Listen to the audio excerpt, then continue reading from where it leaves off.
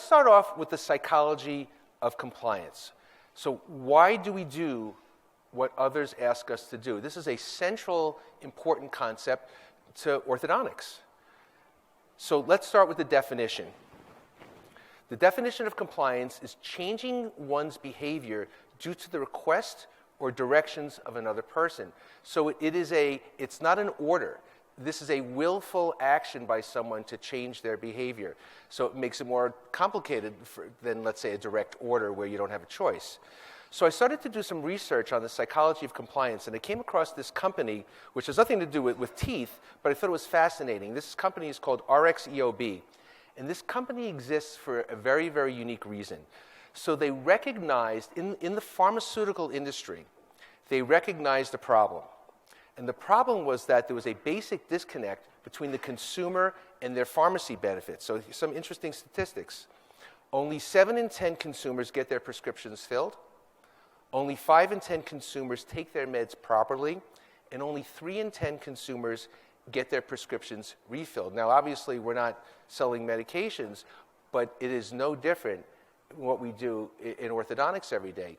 So if you look at the playing field, patients typically don't do what they're instructed to do, so they're not being compliant. Now, I think for many orthodontists, that's a source of frustration, and I think maybe we internalize that and we feel like they're doing it to us. Why are we telling our patients all of these things, yet they're not following through? But I'm going to maybe try to give you a little bit of a different mindset and explain that it's normal. This is normal human behavior. So instead of trying to fight it, I think that maybe we have to understand it and learn to deal with it. And that's what this company has done. So basically, they found that consumers were confused. And essentially, this company exists as an adjunct to not only the pharmaceutical industry, but to the pharmacies like CVS. Because if patients are taking their meds more often, they're going to sell more meds. CVS is going to sell more meds. And the patients are also going to be healthier because they're going to be taking their medication regimens more appropriately. So it's a win across the board. So, and this is like this, somebody invented this company to do this because they recognize that problem. So what they've identified are 3 of the most important factors that influence compliance. And those 3 factors are, number 1, understanding medical directions. Number 2, involvement in the process. And number 3, compliance reminders. What a surprise. But if you think about it in your own office, perhaps you write on the chart, the patient's non-compliant. But perhaps that's not what's really going on, because if you learned, especially if it was a while ago that you learned at school, really in a lot of scenarios, we feel like we're commanding our patients to do certain things. We're compelling them to behave in a certain way, and that's not compliance. That's an order. So if we want patients to comply, we have to partner with them. So does that make sense? So let's look at these a little bit more in detail. So number 1, understanding medical directions. So according to the United States Department of Health and Human Services, one of the most important factors in medication compliance is that patients must understand what they're supposed to do before they follow medical recommendations.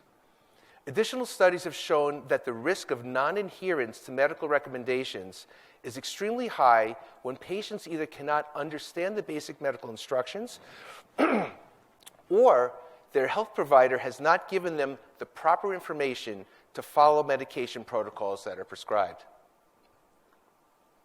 What about involvement in the process? That's the second pillar. Many patients who are non-compliant feel uninvolved in their care process or do not have a support system to help them stay on track with their daily medication use. Studies have shown that both patient satisfaction and adherence to medication regimens are often intrinsically tied to their physician's encouragement for the patient to be actively involved in their condition diagnosis and their medication planning. So collaboration, not compelling patients to do things. And number 3, compliance reminders. Compliance reminders to take medication for chronic conditions have shown outstanding results for increasing medication compliance, which leads to more positive patient care outcomes. So it's good for our patients. A recent randomized clinical trial evaluating a mobile telephone text message intervention to promote medication adherence in adults with chronic disease was published in the JAMA and revealed these key findings. One, mobile text phone messaging nearly doubled the compliance rate for patients in the study.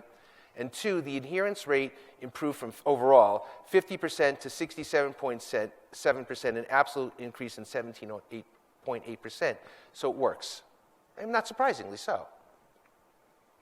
And so you might be sitting here thinking, we're not talking about pharmacy, but it's the same in orthodontics.